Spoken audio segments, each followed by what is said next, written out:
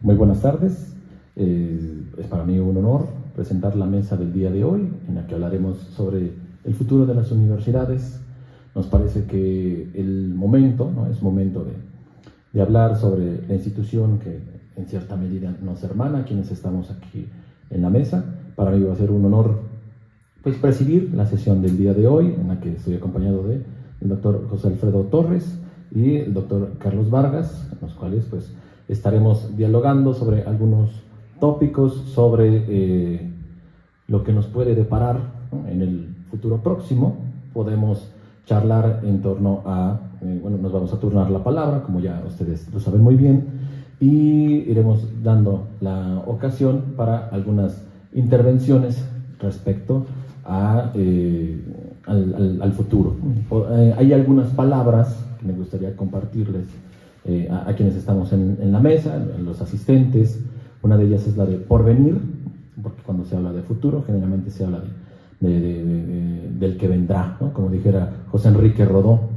Y también respecto al futuro siempre nos llega otra palabra, que es la de incertidumbre, y respecto a la incertidumbre podríamos charlar también al respecto, ¿no? Y para introducir un poco la cuestión, me gustaría yo recordar un lugar común cuando se habla del futuro de las humanidades. Es que hace algunos días se habla sobre un ranking, y dentro de este ranking de las 100 mejores universidades se suele llegar a decir que dentro de este grupo selecto, y ya podríamos hablar de universidades élite que pueden aspirar a algo, ¿no?, en un futuro próximo, la Universidad Nacional otra vez está en el lugar número 96, si no mal recuerdo, pero dependiendo de las carreras o dependiendo de las áreas, ahí la universidad se encuentra mejor o diferente rankeada, ¿no? Entonces la UNAM, por ejemplo, está en el lugar 20 de las que pueden encontrar, hablando de humanidades, el lugar 20 de quien mejor encuentra en estabilidad laboral. Yo sé que eso suena un poco extraño, reputación académica, conexión entre los estudiantes y la comunidad docente, impacto social, ¿no?, que esos son, digamos, algunos de los tópicos que se consideran respecto a este ranking de universidades, en donde generalmente encontramos universidades top aquí al MIT, ¿no?, encontramos a la Universidad de Harvard, y ahí podríamos, si quieren, comenzar, ¿no?, sobre la universidad como un espacio en el que al menos las humanidades pudieran encontrar algo de defensa, ¿no?, porque hay universidades, francamente, en las que las humanidades no tienen cabida, ¿no?, pensando que si no existiesen las universidades, ¿en qué otros lugares las humanidades podrían encontrar cierta estabilidad, cierto diálogo, ¿no?, cierto cultivo? Puesto que esa es como la tradición larga que tenemos dentro de las universidades, ¿no?, manteniendo a las humanidades como parte de su columna vertebral. Eso es lo que podríamos compartir respecto. No sé si quisieran seguir esta línea o proponer también algún otro tópico. Quisiera dar la palabra entonces al doctor José Alfredo o al doctor Carlos.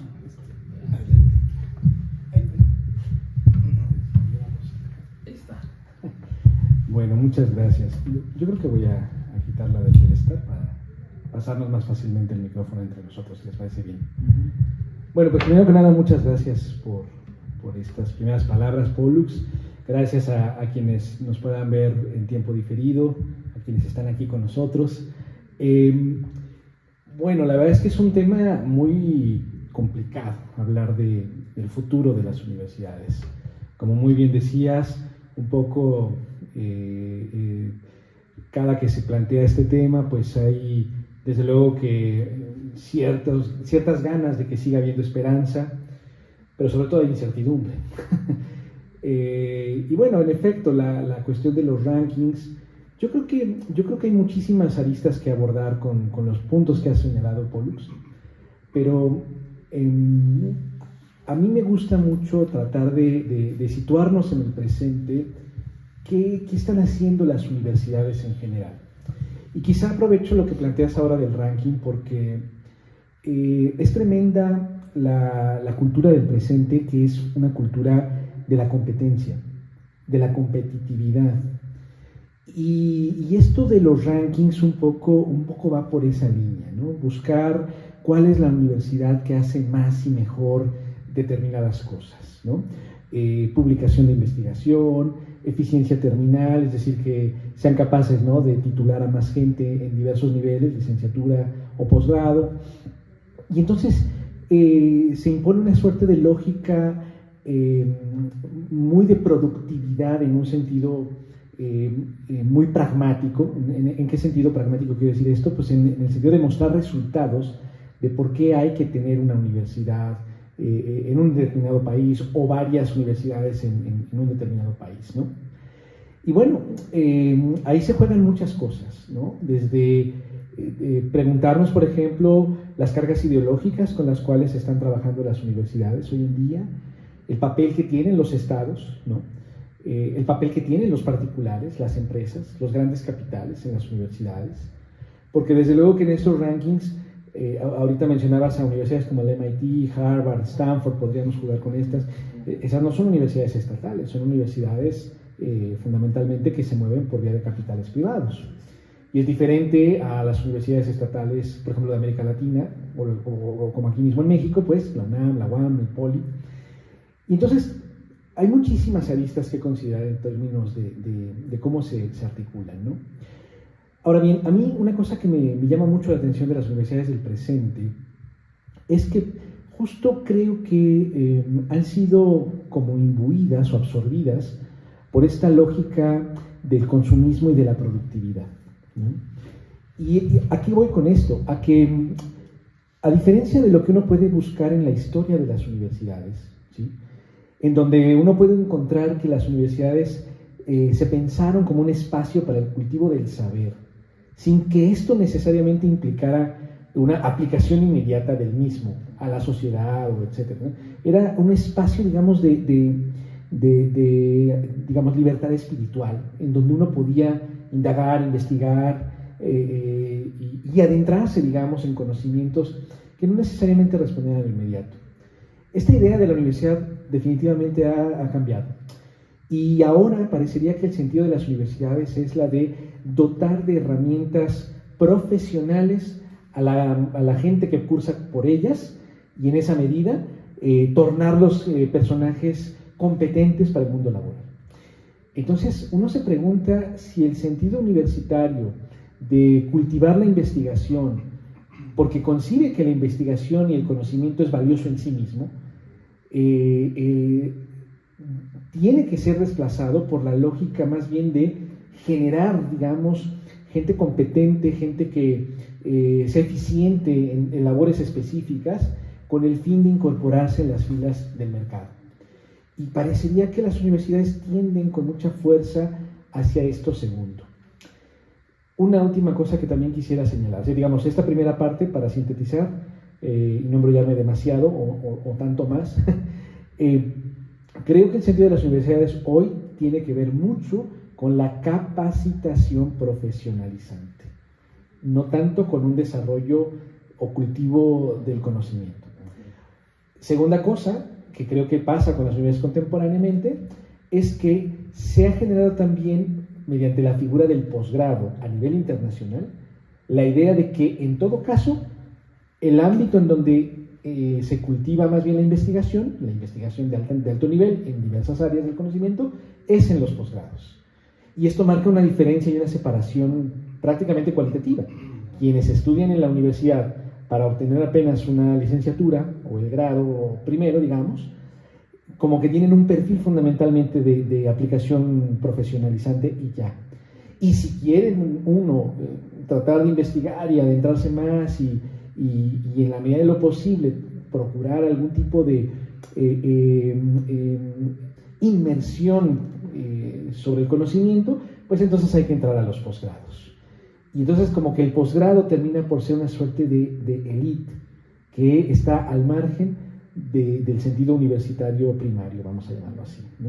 Entonces, bueno, hay una diferenciación cualitativa, incluso hasta social, incluso hasta de clase a veces, que tenemos que tener cuidado con esas cuestiones también, ¿no?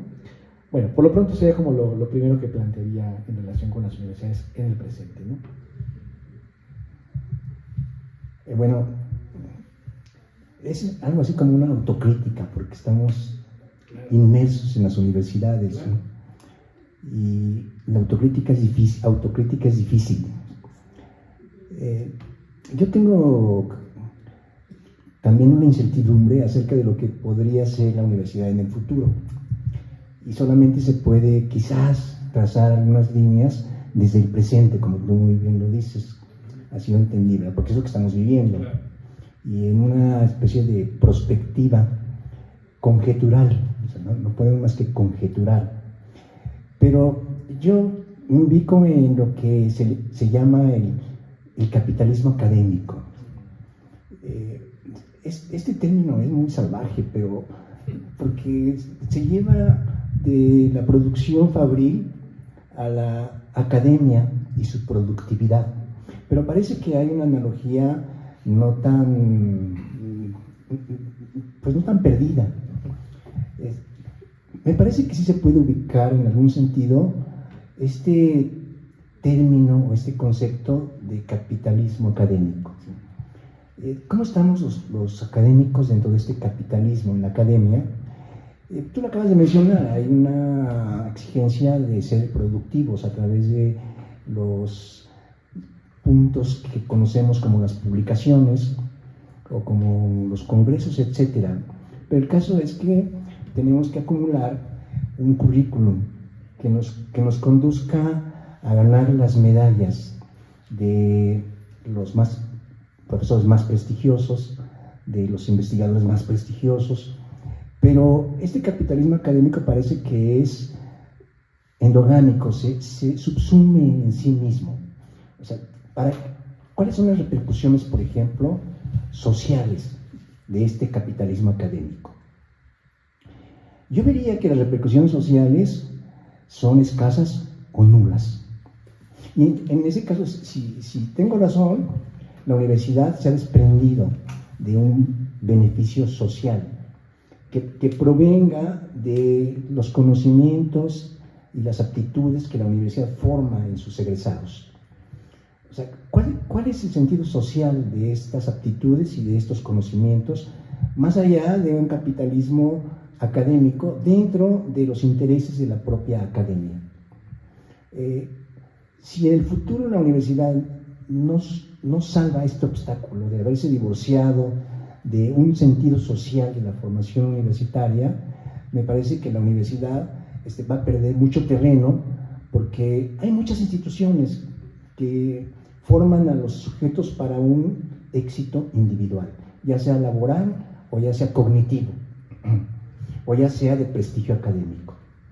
Y que esas instituciones no buscan que haya una conexión con los problemas y las soluciones a estos problemas en la sociedad.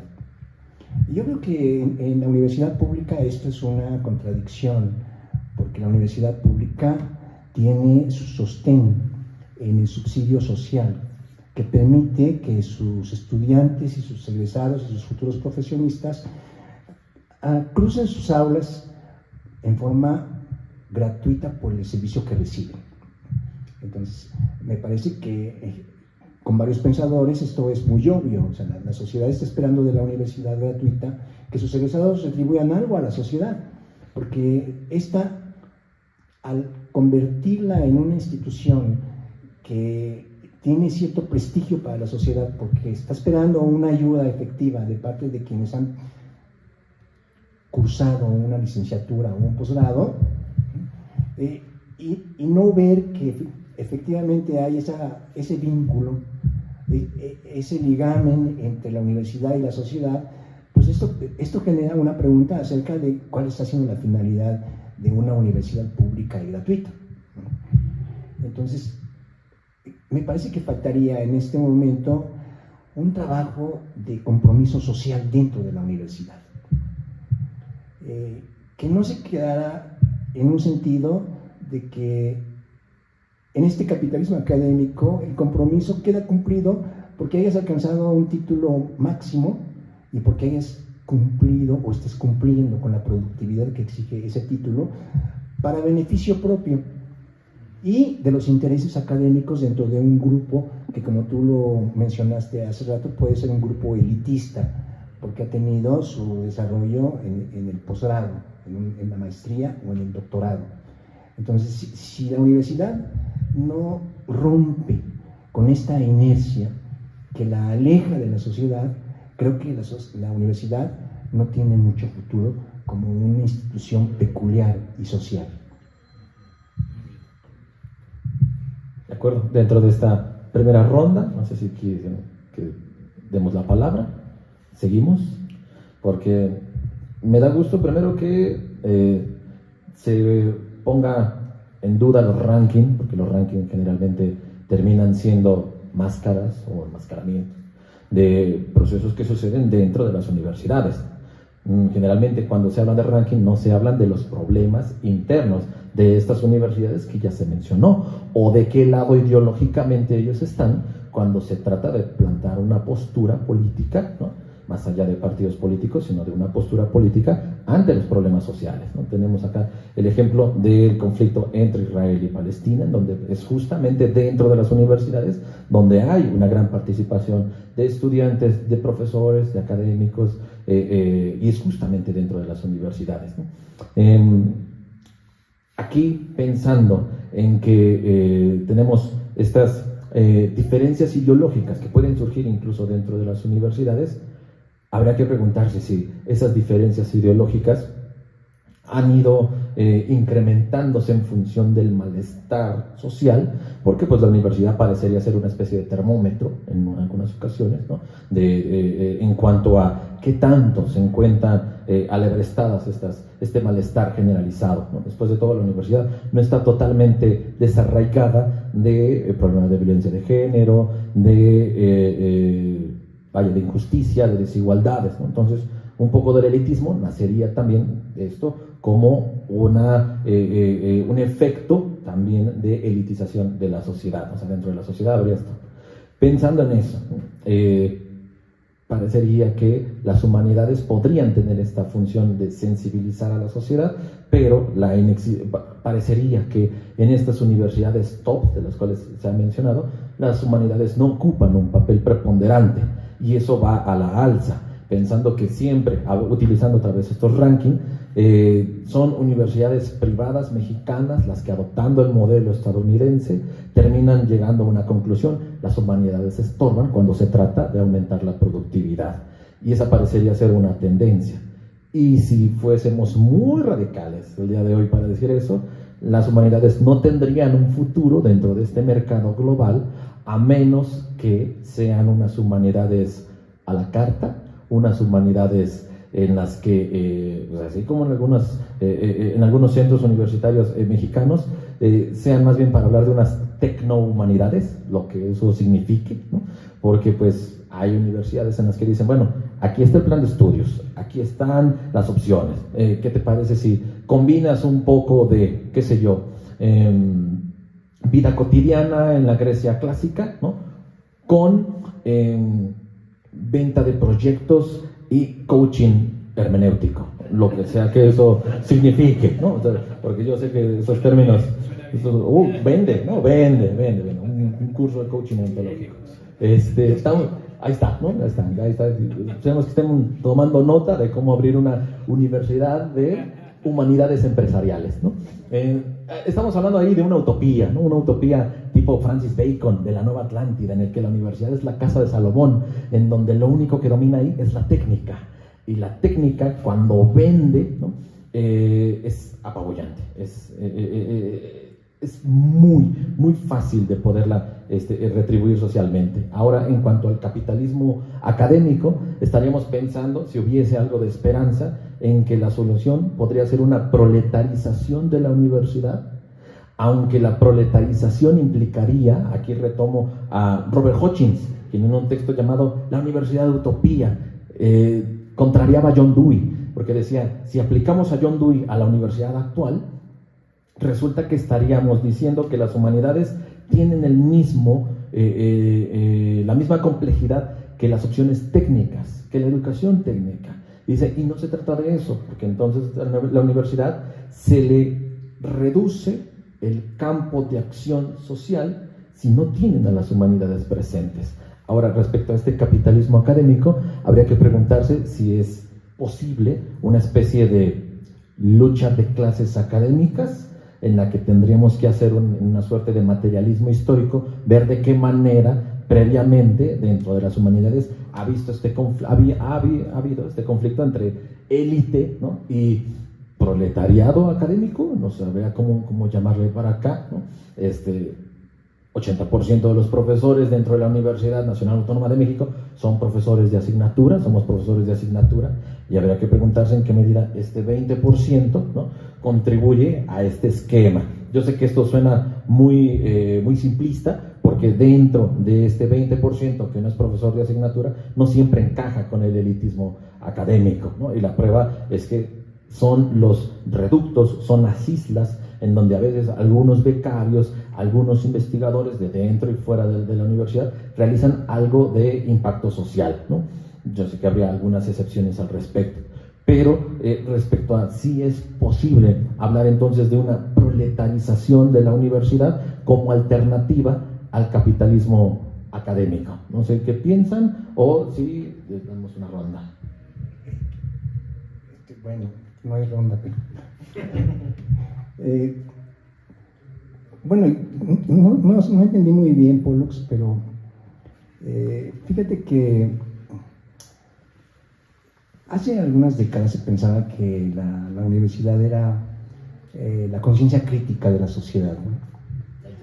La inteligencia de la sociedad, el punto de transformación de la sociedad. Y había movimientos dentro de la universidad que eran bastante críticos.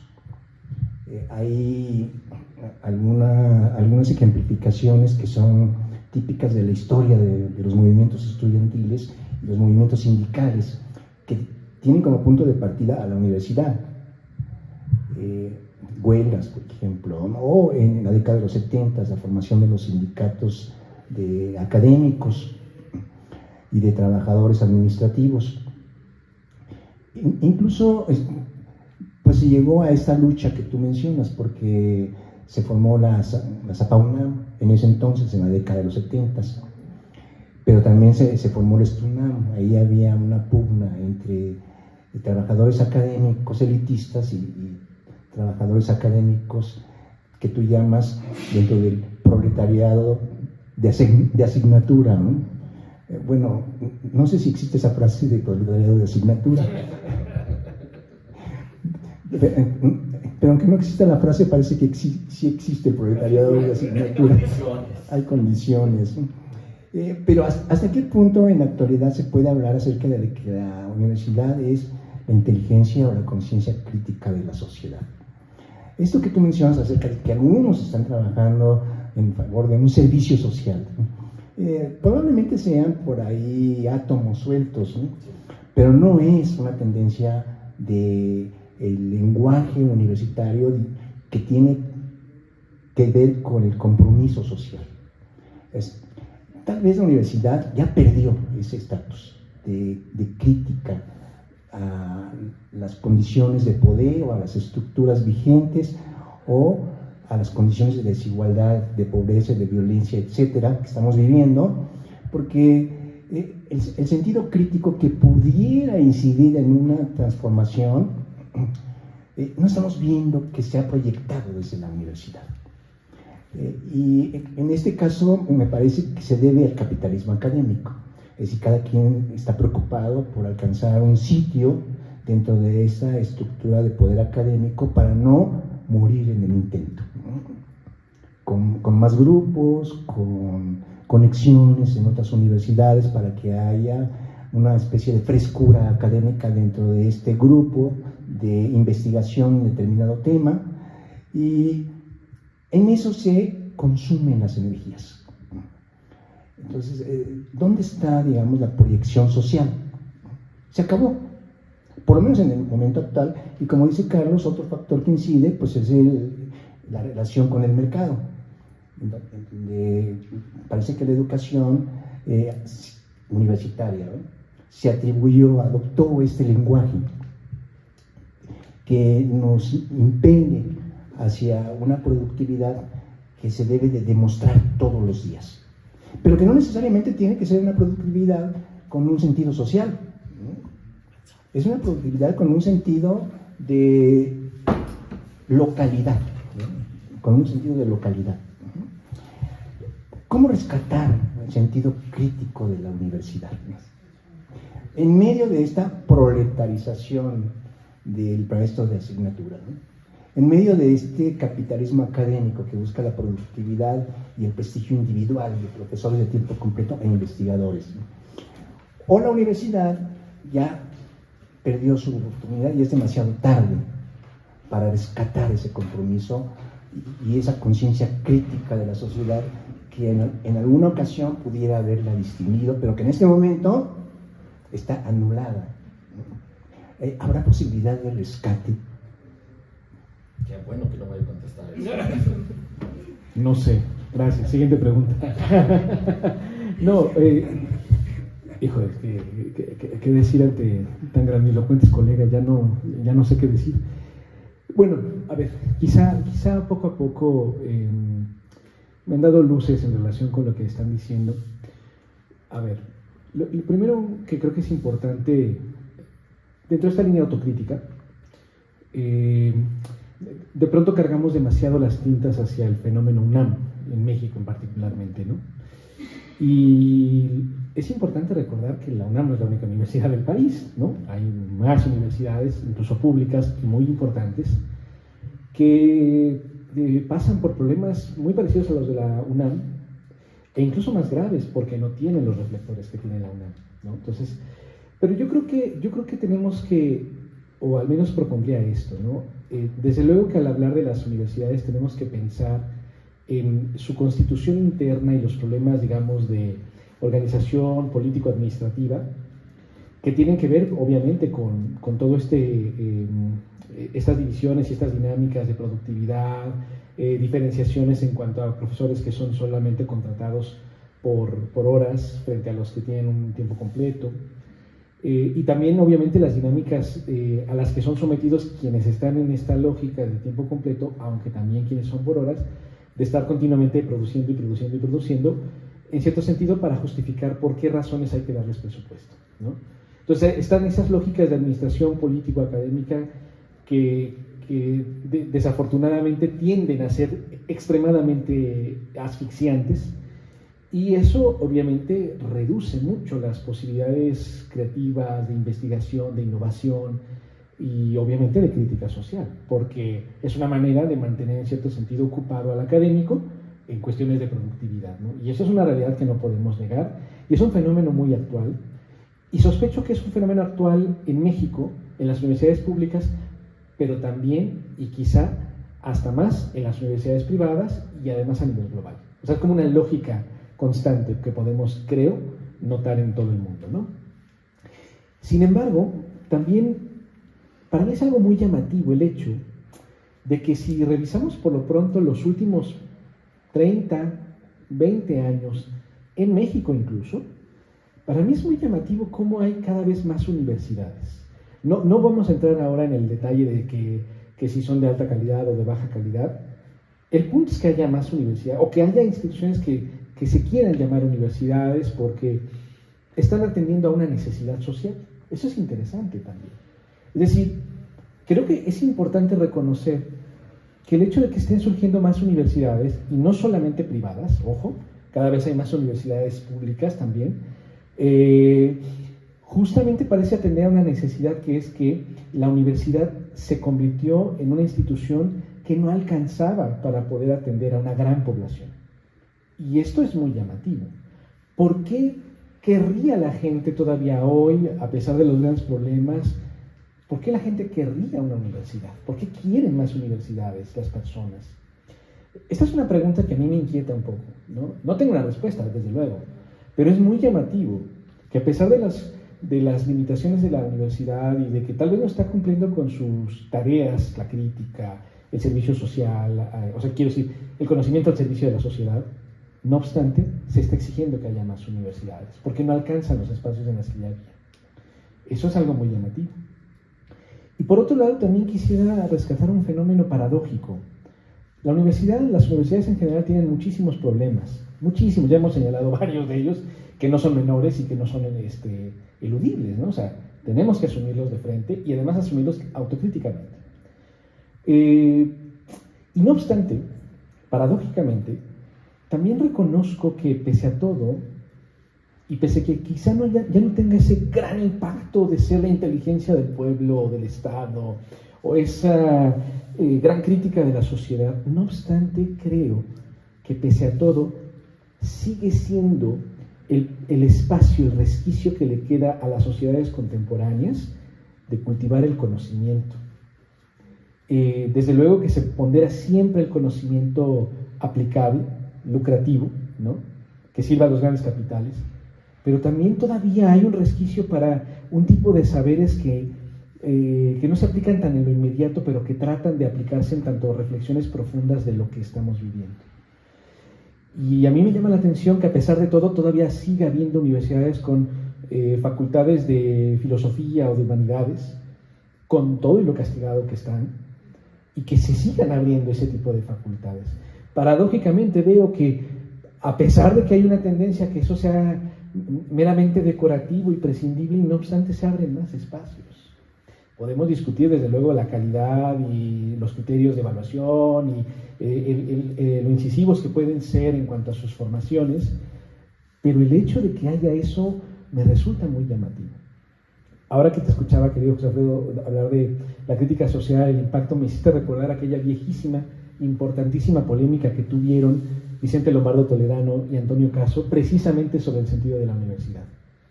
Lombardo le exigía a Caso que la universidad, la UNAM, pues, en ese entonces todavía no autónoma, pero era la Universidad Nacional ya, tenía que responder a los problemas inmediatos, inherentes de la población. Y Caso, que en realidad no estaba tan en desacuerdo en ese punto en particular, sin embargo, decía, sí, pero también tiene que ser un espacio abierto a la libertad de pensamiento, a la libertad de expresión, a pensar críticamente las cosas, incluyendo todo intento porque unilateralmente solo tengan que ver con la resolución de problemas. Sí, un espacio de apertura y de reflexión crítica junto con la posibilidad de resolver problemas. A mí esas ideas siempre me han parecido muy seductoras. Puede que sean incluso fantasiosas para el presente, pero creo que vale mucho la pena recuperar ese tipo de ideas, porque si no, en efecto, la universidad sería solamente una proveedora de mano de obra profesional, cada vez más especializada, sometida al capital. No estoy diciendo que no lo sea, pero no creo que lo sea totalmente.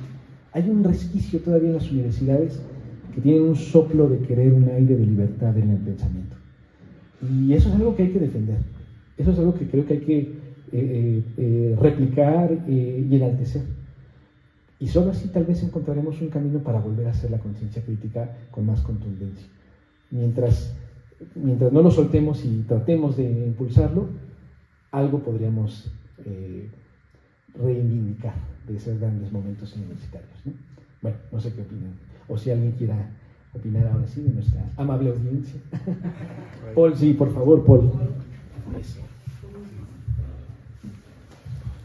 Hola, buenas tardes a todos. Creo que la respuesta a tu pregunta de por qué hay tantas universidades la encuentras en la misma, a la segunda comentario que hiciste en esta segunda intervención. O sea, y lo preguntaban en la primera intervención de dónde resguardamos el conocimiento, en dónde está.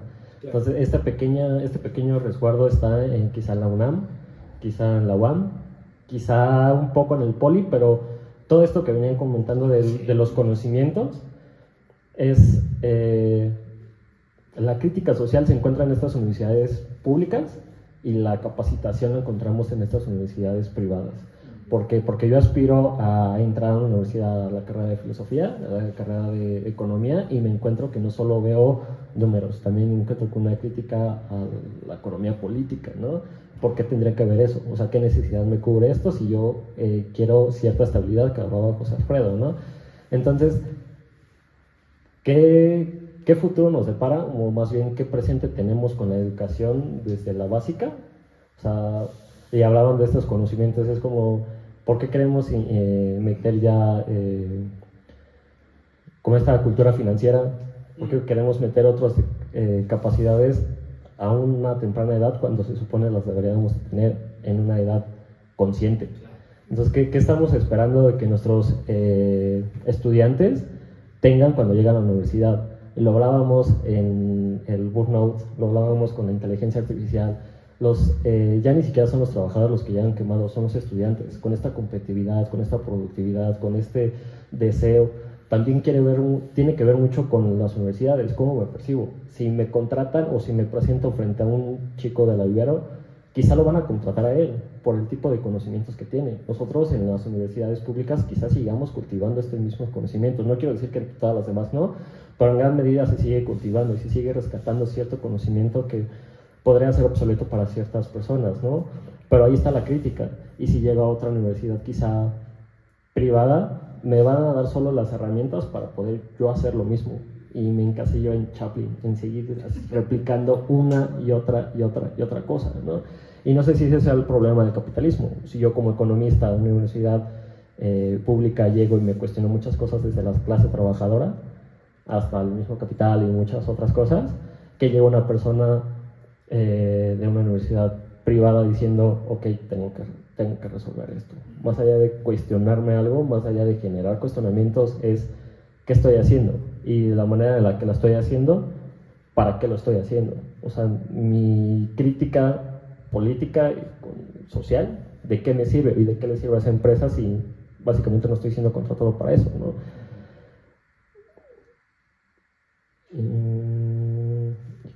Bueno, y esa es como la idea que José Alfredo mantenía como la imagen de nuestras universidades es, si es pública es proletariado y si es privada, ¿a qué puestos aspiran esas personas? ¿Sí? Porque esas personas tienen cierta ventaja sobre nosotros hasta para llegar a ciertas posiciones.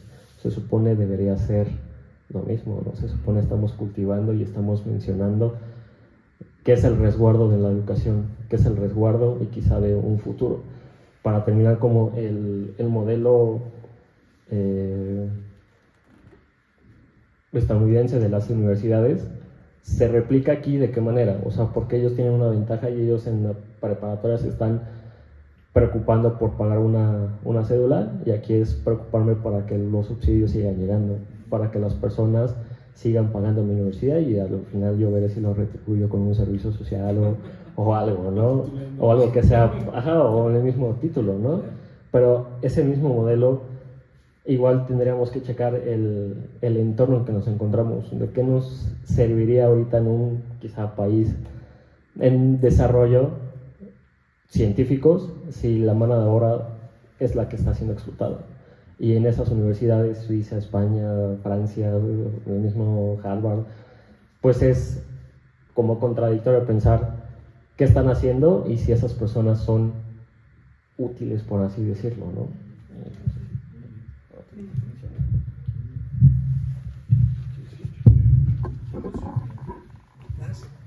Carlos, una aclaración, si procede. Fíjate que estoy de acuerdo contigo acerca de que podríamos considerar a las universidades como un reservorio del conocimiento y que no hay otra alternativa porque no existe algo semejante a la universidad que contenga este almacenamiento con carácter humanístico, social, ¿no? Pero, o sea, estoy de acuerdo en que las universidades son la única fuente de creación, de investigación, de desarrollo de estos conocimientos, pero creo que sigue sin caernos en la cuenta que están solamente en la universidad y no salen de la universidad. Sí, porque hay una sociedad incendiada. ¿Dónde está la universidad en ese incendio? Como una especie de apagafuego que cumpliría con esa función de acuerdo con este subsidio que hemos dicho proviene de la sociedad y que tendría que estar reflejándose en una postura universitaria traducida en lo que llamamos el compromiso social, que no está, no creo que esté, O sea, la universidad desde hace mucho tiempo está incendiada, perdón, la sociedad está incendiada y la universidad está alejada de ese incendio. Por supuesto que eso sería un deseo y una propuesta para el futuro de la universidad, que no estuviera al margen, sino que tuviera injerencia. Pero parte de la crisis de la universidad es que no sabemos cómo tener injerencia.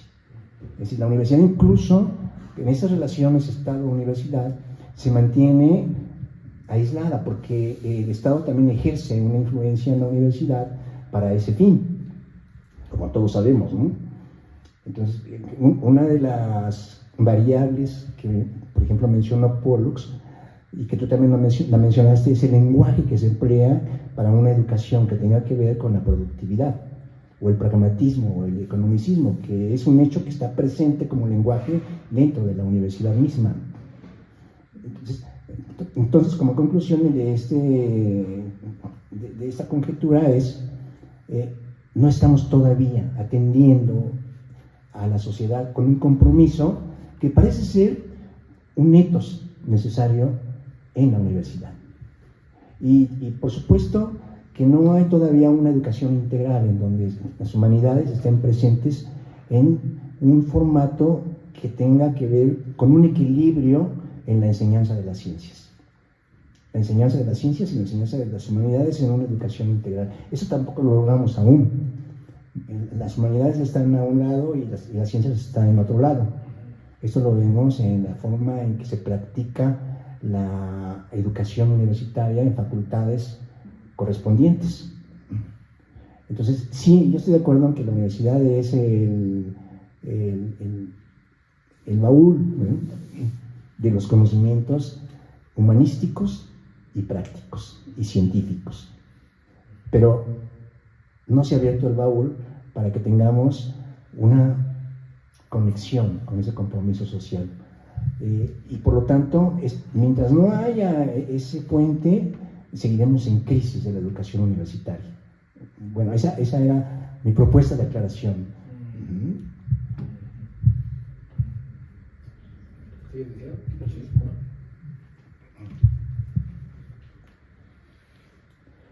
Tal vez la primera acción para hacer o para llevar a cabo algún plan de descapitalización de la universidad sería cortarle la cabeza a la arqueolatría.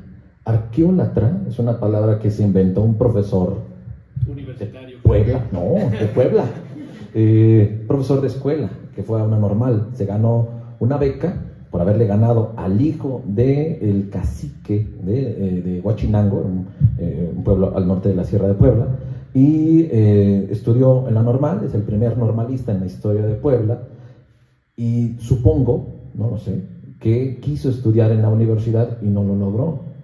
Entonces él realizó una serie de artículos en donde los enemigos del pueblo, así les llamaba, eran los arqueólatras. Entonces decía, voilà la arqueolatría, es decir, a los que participan en la universidad. Veía ahí a Justo Sierra, veía ahí también al grupo de los científicos. Estamos hablando de el porfiriato, finales del porfiriato. Si trasladásemos esta categoría en la actualidad, la arqueolatría, habrá que preguntarse en qué medida ellos son producto de la formación de intelectuales dentro de la universidad, en un estilo en el que son estos intelectuales los que, cuando se les consulta sobre qué orientación ha de tener el país, es para firmar una carta y tomar partida por una de algunas orientaciones ideológicas. Por supuesto que me estoy refiriendo a la Carta de los Intelectuales, que hace algún tiempo tuvo algo de mella, hablando de la descapitalización, ¿no? Porque entonces la intención sería abogar por una justicia social, pero esta justicia social debería de estar precedida también por un plan de estabilización laboral en los profesores. Y aquí sí vendrían algunas complicaciones, porque a cierta generación de académicos de los 70s vio nacer los centros de investigación, vio la apertura de plazas, y a partir de esa apertura de plazas su trayectoria se vio potenciada por tener cierta estabilidad laboral. Es decir, yo vería esta descapitalización muy difícil de llevarla a cabo mientras no haya un plan de estabilidad laboral, ¿no? Porque lo que podríamos hacer, que es lo que ya se ha propuesto también, defender las aulas. Y dentro de la defensa de las aulas a través de la docencia es hacer una especie como de grupo de avanzada dentro del salón, para que sea ese grupo, al menos durante la clase, en donde ahí sí se evidencian las contradicciones sociales. Pero dentro de este grupo las limitaciones son muchas, porque pues de entrada el profesor está limitando su acción únicamente a lo que hace en el aula, y terminando la clase se terminaría entonces también la acción social. Y eso yo lo vería también como otro problema. Y respecto a lo que comentábamos, las diferencias entre las universidades públicas y las privadas, los que hemos trabajado en universidades privadas sabemos que la sobreexplotación es brutal. Tal vez, ¿no?, los que queremos mucho las universidades públicas es porque conocemos justamente qué es trabajar en las universidades privadas, ¿no? Cuando uno comienza a preguntarse si vale la pena vivir por un salario de 50 pesos la hora siendo profesor universitario, ¿no? Ahí vienen contradicciones muy grandes, ¿no? Porque de entrada no hay diálogo con ellos, no hay posibilidades siquiera de organizar algo con los estudiantes, porque además se les ve como usuarios. Y dentro de las universidades privadas, cuando uno intenta decirles lo que se hace en las universidades públicas, inmediatamente hay personas que dicen: profesor, esto no es la UNAM, o esto no es el POLI, o esto no es la UACM, o esto no es la UAM, qué sé yo, ¿no? Porque ese estilo de vida impide, ¿no?, totalmente la conformación de una comunidad. Es decir, hay universidades que viven, ¿no?, de la expedición de títulos, y eso es justamente a lo que muchas universidades privadas se remiten. Algunas universidades públicas también, pero si quieren eso lo podemos hablar después, ¿no?, porque es muy sutil, ¿no? Ciertas modalidades en las que se paga por obtener a partir de algunos módulos un título, ¿no? Esa era, por cierto, la crítica de la universidad de los 60, 70. La universidad ha caído en un mito, y ese mito produjo un centro que solamente extiende documentos, papeles, ¿no? Entonces ahí habría un origen de la pérdida de la universidad como conciencia crítica, en el momento en el que le dio más peso al título que a la acción social que puede llevar a cabo a alguien con título, ¿no? Ahora, ¿cómo podríamos regresar a eso? Pues habría que pensar en también una desescolarización misma de la universidad, lo cual eso conlleva preguntar si es posible una revolución cultural, ¿no? Y en ese sentido habría que crear dentro de cada universidad células en donde lo principal sería difundir información mínima de cómo los profesores estamos viviendo, de qué tipo de problemas estamos teniendo todos los días, hablando de comunicación, hablando de transporte, hablando de actualización docente, aunque aquí habría que evidenciar otro problema, la desactualización docente, a la cual pues somos presa muchos de los profesores, de las profesoras, ¿no? Bueno, eso es lo que quería también comentar, y tenemos una participación por acá. Gracias por... No, haciendo eco de este último comentario y de lo que dijo también, yo creo que algo que sigue persistiendo es que la idea que sigue persistiendo es que las universidades sí reflejan la sociedad en donde están. México, como la gran parte de los países del mundo, está dividido por muchos sectores de clase social. En ese sentido, si pensamos que las universidades reflejan la sociedad donde están, entonces las universidades que tenemos en México reflejan los sectores de clase social que tenemos en nuestro país. Y esto es lo que da sentido a los últimos comentarios. En efecto, cada uno de nosotros, estoy seguro que hemos participado en diferentes universidades públicas y privadas, en donde se refleja muy bien la vida pública y privada de ciertos sectores de clase social, de los agentes que intervienen en cada una de ellas. Y es por eso que si nosotros no logramos tener una sociedad que logre integrar a todas, es lo mismo que ocurre en las universidades. No tenemos una universidad o un enfoque universitario que logre integrar todos los enfoques que se tienen, ¿verdad? Sin embargo, también creo que Los que estamos dentro de la academia sabemos dónde están los mejores agentes universitarios. Es decir, pensando un poco en lo que tú dijiste, en estos problemas prácticos que nosotros tenemos como estudiantes y como profesores investigadores de qué hacemos si nuestro conocimiento no se ve favorecido en la medida en que México le da cierta importancia clasista a ciertos profesores o ciertos estudiantes que provienen de ciertas universidades, piensa en la que tú quieras, ¿no? ¿Qué pasa?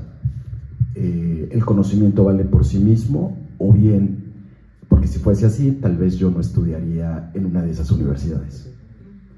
Yo lucharía por estar en la universidad pública y no todas las universidades públicas, ¿verdad?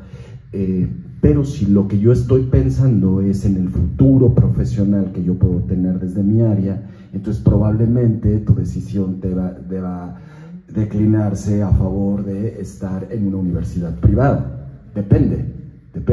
Ojo, aquí estamos hablando desde las humanidades en términos generales.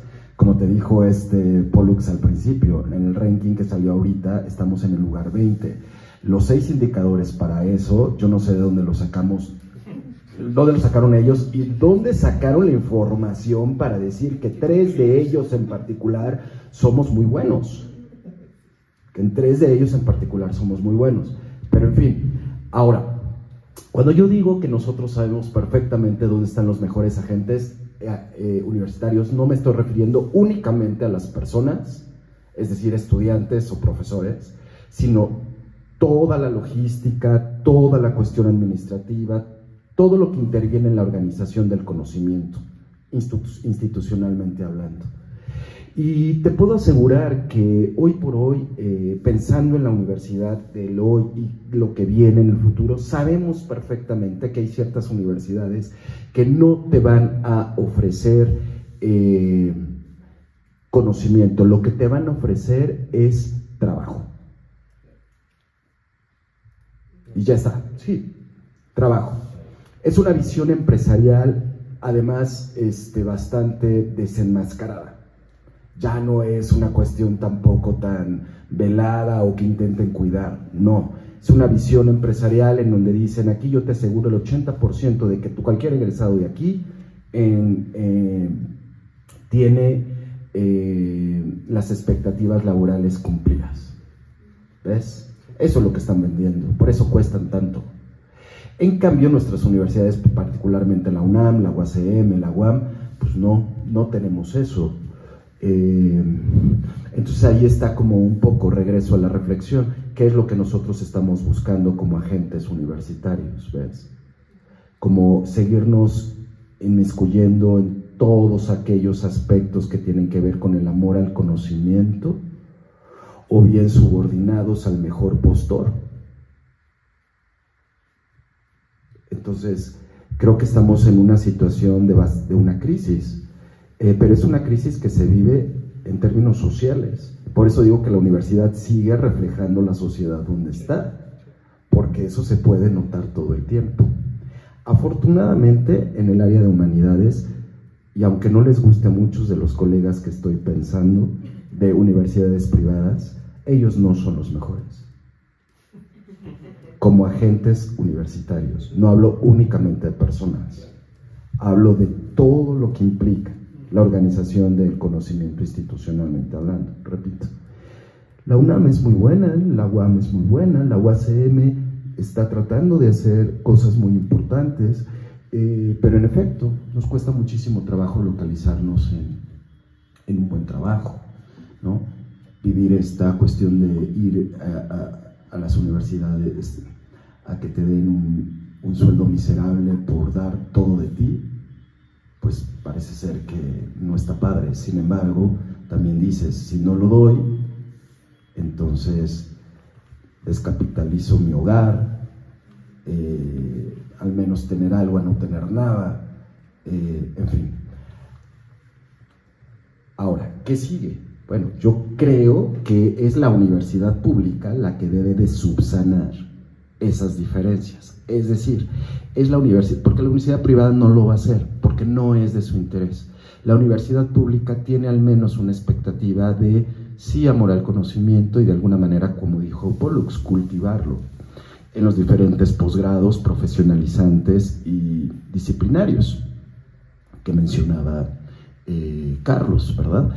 Y entonces, lo que creo que nos toca hacer como partícipes de las universidades públicas es tratar de identificar las necesidades de los distintos sectores, incluso de aquellos a los cuales no nos gusta tanto por razones de clase social, identificarlos y hacer que los actores que participamos en las universidades públicas tengamos buenas aplicaciones también ahí. Y eso se puede hacer, creo, si nosotros reflexionamos como universidad pública acerca de estas cosas. No negarlo, no favorecer únicamente nuestras necesidades. Habemos muchos Méxicos y sobre esos muchos Méxicos tenemos que tener aplicaciones interesantes, inteligentes. ¿Ves? Eso es lo que te va a distinguir. Y por último, lo que quiero decir es que sigue existiendo esta idea de que aun cuando la universidad pública, particularmente la UNAM u otra, la UAM por ejemplo, no tienen tanta importancia a nivel nacional o internacional por estas razones, pues ahora tenemos presidenciables que ya no son presidenciables. Una ya es nuestra presidenta electa, ¿no? que luchan constantemente por demostrar que fueron investigadores, que fueron egresados de ciertas universidades. Y eso es lo que le da reconocimiento. No da lo mismo decir que yo soy egresado de la Anáhuac a decir que soy egresado de la UNAM el día de hoy. ¿De acuerdo? ¿Por qué? Porque dentro de todo este crisol de visiones que favorecen al conocimiento en términos privados, en realidad la academia sigue teniendo en mente que el conocimiento bueno y duro no está ahí. Por eso es que dicen: yo soy de esta parte de la universidad de la UNAM, yo egresé de esta licenciatura, esta maestría y esta doctorado, soy SNI, mi mamá es tal persona, ¿no? Etcétera. Y no estoy únicamente hablando de una, estoy hablando de muchos escándalos que, por ejemplo, piensen en los títulos que se están peleando constantemente, ¿no? Los certificados, los títulos que se pelean constantemente, para decir que hay buenas razones de seguir manteniéndolos en sus puestos públicos. ¿Por qué? Porque son certificaciones o diplomas o títulos de la mejor universidad del país, y la mejor universidad del país es de carácter público. Así es. Entonces creo que pensando el futuro de la universidad, somos nosotros los que tenemos ese reto de tratar de domesticar las diferencias sociales por medio de nuestros planes de estudios, diversificando nuestro conocimiento como está en nuestras diferentes facultades, de nuestros diferentes posgrados, y tratar de hacer que la gente que estudia ahí pueda de alguna manera inmiscuirse con una aplicación inteligente, sensata, relevante, resolviendo problemas en diferentes áreas. ¿Ves? Yo creo que tenemos mucho trabajo por hacer, mucho trabajo por hacer. Entonces, bueno, esto es solamente una reflexión.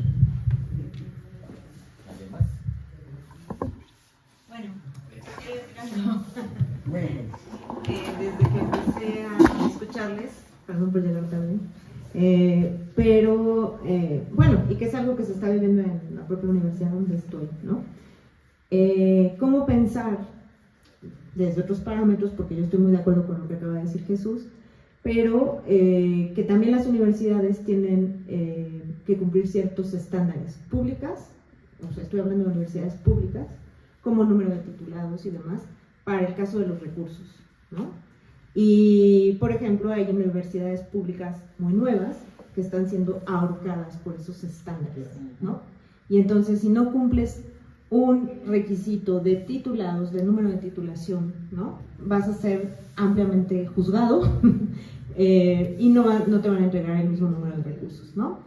Y eso implica que haya una serie de políticas a nivel universitario público de decidir qué carreras son las que van a estar, ¿no?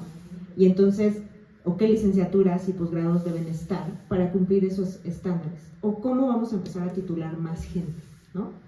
Y eso se vuelve también un problema, una camisa de fuerza, ¿no? ¿Por qué? Porque implica que haya una serie de políticas universitarias donde, pues, entre más titulados mejor. ¿Y qué carreras me van a dar eso para que yo pueda tener más recursos, ¿no? Pues filosofía seguro no, historia seguro no. Las carreras no masivas o llamadas en la universidad donde estamos, por ejemplo, no masivas, ¿no? Porque no tienen muchísimos estudiantes. Y entonces eso también genera otro problema. ¿Cuál es el futuro de esas universidades no tan reconocidas, ¿no? Porque todavía no alcanzan, porque además llevan muy pocos años, están cumpliendo muy pocos años, que están siendo también juzgadas a partir de estándares que les están ahorcando en ese sentido y que están pidiéndoles titulados. Entonces está sucediendo... También sí. ahí las universidades privadas, ¿cómo venden también qué es el título? Exacto. O sea, me titulo, pero avalado por la UNAM. O sea, ya hay también ese gancho que dicen como el... También está...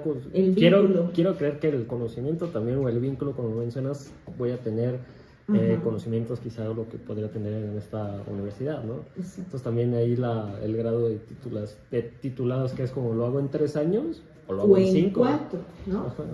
Y yo estoy de acuerdo con que haya nuevas modalidades de titulación, pero eso tiene que ver para mí con nuevos modos de generar conocimiento, no con que titulemos como tortillas, ¿no? Así que salga como pan caliente, sino, bueno, esa es una discusión de tipo más pedagógico, ¿no? A la cuestión como de la titulación, pero también se están generando esas nuevas modalidades nada más como por el sentido de vamos a titular más.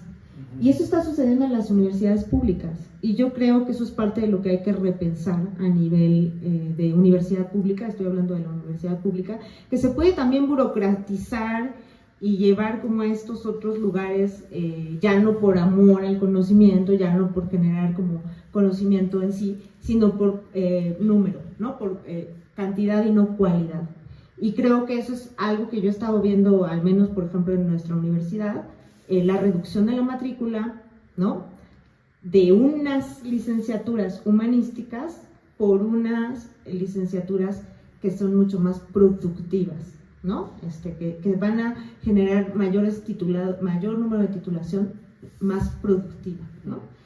Y entonces eso para mí es un gran problema en el futuro de las universidades. Si seguimos por esa visión, pues hay ciertas universidades, por ejemplo, donde yo estoy, que es la del norte de la ciudad, es la única opción en filosofía, ¿no? Y entre más la reduzcan, va a desaparecer la única opción en filosofía que hay, o arte y patrimonio. Hay ciertas carreras de humanidades, historia misma, historia y sociedad contemporánea, que nada más están en el norte de la ciudad, en esa universidad, no hay otra opción, ¿no? Porque de ahí en fuera solo está el Poli, está Zacatenco, y ahí no hay licenciaturas de ese perfil.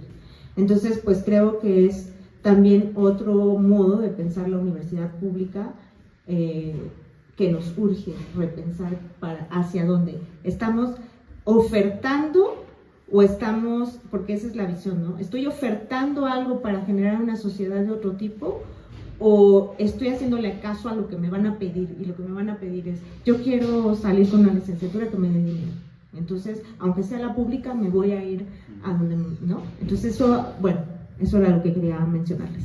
Muchas gracias.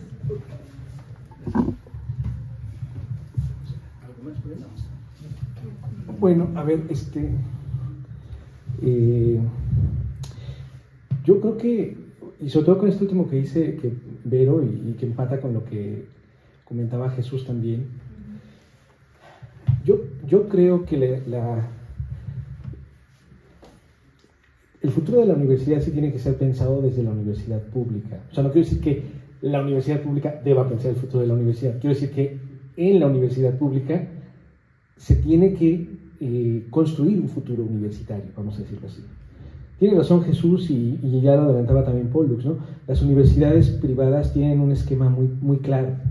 Ellos están para generar profesionistas o especialistas que van a incidir en el mundo laboral, capitalista, etc. Ya está, vámonos, se acabó. Creo que la universidad pública intenta por lo menos, quizá no lo logra, eso es un poco lo que estamos criticando de hecho, ¿no? Intenta por lo menos tratar de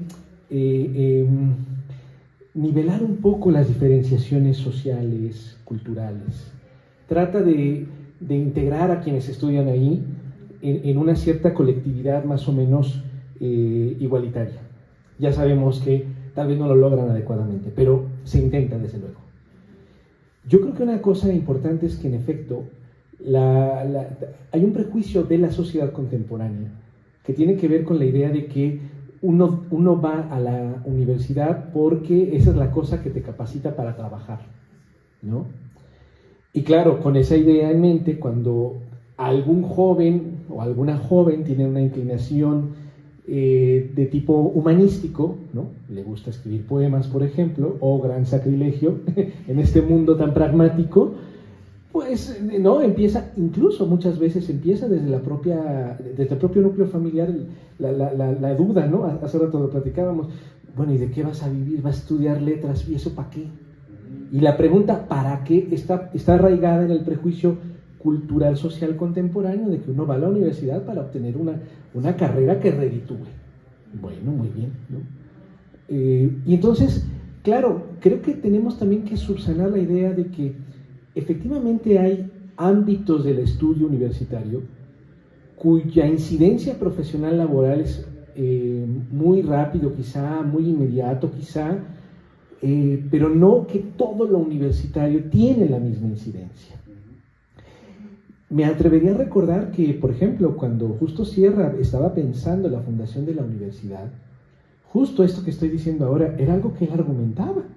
Es decir, claro que la universidad forma, pero también necesitamos un espacio dentro de la universidad que llamaba él la Escuela Nacional de Altos Estudios, que era ese ámbito donde su objetivo no era tanto la aplicación directa cuanto el cultivo del conocimiento, que podría en todo caso, eso sí, alumbrar nuevas formas de aplicación. Pero eso era lo derivado, mientras que el cultivo mismo del conocimiento era lo que había que lograr, ¿no? Y bueno, creo que eso es algo que la universidad pública puede seguir fomentando, que no todo es utilitarismo inmediato y pragmático, y que tampoco se trata de estar peleados con eso. Quien quiere estudiar en la universidad pública por esa línea, puede hacerlo. Y qué bueno que lo haga. Y no solo eso, sino que quienes además quieren cultivar un conocimiento teórico, más de especialización, más de fomento del conocimiento sobre esas áreas prácticas, pues que también puedan hacerlo.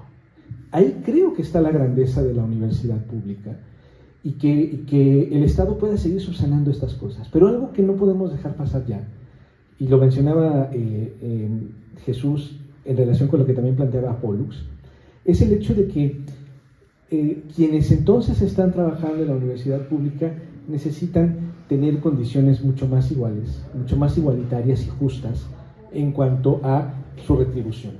Porque en efecto, si vamos a trabajar en la universidad pública, pues sí estamos entregándolo todo, en aras de que ese conocimiento sea lo óptimo para mantener una cierta igualdad social, al menos en esos espacios. Y concluiría mi participación diciendo que yo creo, en atención a lo que decías hace rato, querido José Alfredo, no estoy seguro de que la universidad ya no sea en absoluto detonante, digamos, como de conciencias sociales o de revoluciones, y que esté como encerrada en un baúl, como un baúl cerrado. No estoy seguro de que sea tan tajante la cosa. Y hay algunos casos de movimientos sociales contemporáneos que he observado que han tenido su núcleo principalmente por las universidades. No sé si bueno, no recuerdo, mejor dicho, si lo tocaron en el café pasado con la oleada, pues, ¿no?, del feminismo. Pero creo que muchas reflexiones sobre género sí emanaron de las universidades e impactaron en la sociedad y han suscitado cambios sociales drásticos. Bueno, ahí yo veo un movimiento universitario que está revolucionando conciencias políticamente, ¿no? Quizá es un tema particular o específico, a mí no me parece nada menor, por cierto, y creo que sí están incidiendo las universidades en esas revoluciones. Y creo que ha habido otras. Quiero, por ejemplo, citar otro ejemplo muy concreto. La Universidad de Chapingo, por ejemplo, con todas sus investigaciones sobre el campo, sobre los cultivos, ha incidido muy fecundamente sobre prácticas en la agricultura, por ejemplo. A lo mejor no es una revolución social, pero ciertamente es una implementación de retribución social. Entonces, a lo mejor son ejemplos muy modestos, pero yo creo que sí están cumpliendo con una incidencia. Las universidades públicas en ese sentido, y eso me parece algo muy importante, son difíciles quizá para acceder a estudiar en ellas de una manera formal, pero no están cerradas por completo. Y la gente puede acercarse a las universidades públicas, digamos, consultar sus bibliotecas. Hoy en día pueden consultar sus canales de YouTube, sus páginas de internet. A lo mejor es difícil y en cierto sentido es una limitante para el gran público, quizá leer trabajos especializados, ¿no?, en campos diversos del conocimiento universitario, pero al menos están ahí abiertos para que alguien los consulte y en la medida de lo posible pues pueda ir aprendiendo un poquito más. Yo creo que no está tan cerrado, pero ciertamente necesitamos crear unas condiciones para que su incidencia social sea mucho más notable. Eso sí creo que hay que hacerlo, ¿no? Bueno, por mi parte es todo. Hasta ahora. ¿Cerramos? ¿Sí? Pero no, ¿Tú qué sí sabes? Pienso que de lo que se ha dicho, y parece que coincidimos en que sí se puede identificar una crisis en las universidades por distintos motivos. Entonces estamos en una encrucijada o en una transición donde tenemos que repensar cuál es la finalidad de la universidad. Y tenemos que construir un ethos universitario que nos permita aclarar y adoptar como comunidad ese ethos y esa finalidad, para poder enfrentar esta crisis por la que estamos atravesando en la educación superior. Y me parece que en consonancia con Pollux sí debe haber una nueva identidad del maestro. O sea, ya no creo que el maestro tenga que vivir una identidad como hace 30, 40 o 50 años. Y me parece que está haciendo la misma. Es decir, hacemos lo mismo. Nos enfrentamos a una masificación de la enseñanza, trabajamos con una educación tradicional, estamos esperando que nos dicten desde las instancias burocráticas criterios como criterios de evaluación y criterios de productividad. Esa es la educación tradicional y ahí seguimos. Me parece que si vamos a trabajar para una universidad diferente que esté a la altura de superar la crisis educativa actual, el maestro tiene que ser un maestro que construya la enseñanza desde otra forma de identificarse como docente.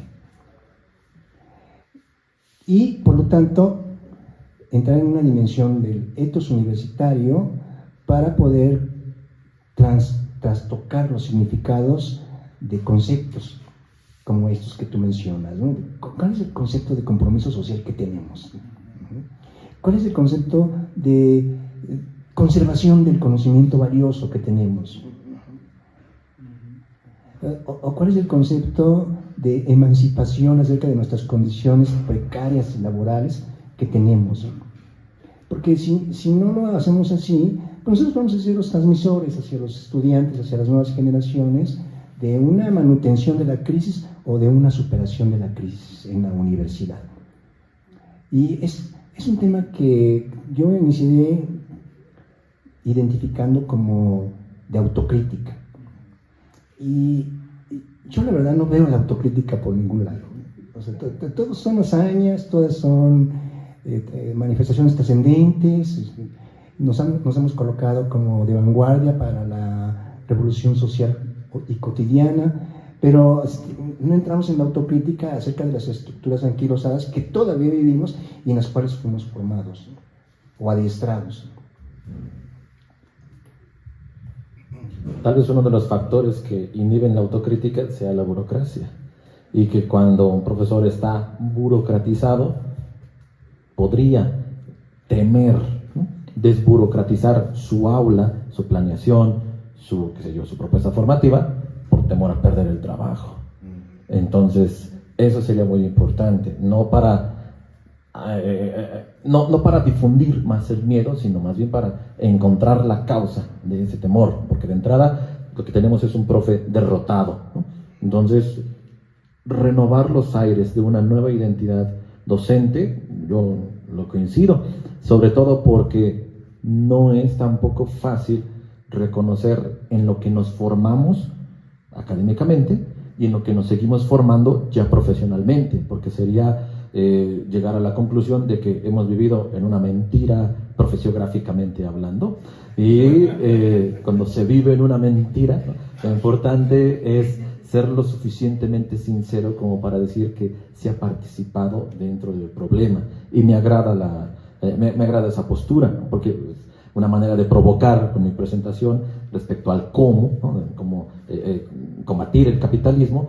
Yo digo, un poco caricaturizando, una manera violenta y una manera pacífica, no con un afán de dividirlo todo en dos, sino de tratar de encontrar un punto medio, ¿no?, una especie de arrebato prudente, ¿no?, en el que un docente pueda, dentro de las medidas políticas que pueda tomar, formar algo así, ¿no?, como grupúsculos, como colectivos, ¿no?, porque tenemos que aprender también los académicos mucho de los colectivos, sobre todo en la forma de organizarse con pocos recursos, con mucha presión, y sobre todo con a veces la sociedad encima, ¿no?, pensando por ejemplo en las colectivas de defensoras de derechos de la mujer, ¿no?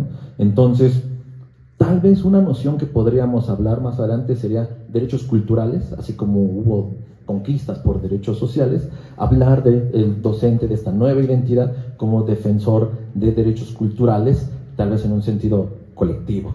Y pues bueno, ya vamos cerrando entonces con la participación. Agradezco muchísimo a quienes nos han apoyado. Muchísimas gracias. Entonces nos despedimos. Doctor José Alfredo Torres, un placer. Doctor Carlos Vargas, un placer. A quienes también estuvieron con nosotros, muchísimas gracias. Despedimos el espacio. No se pierdan la siguiente emisión, que estaremos por acá. Un placer estar con ustedes y nos vemos hasta la próxima.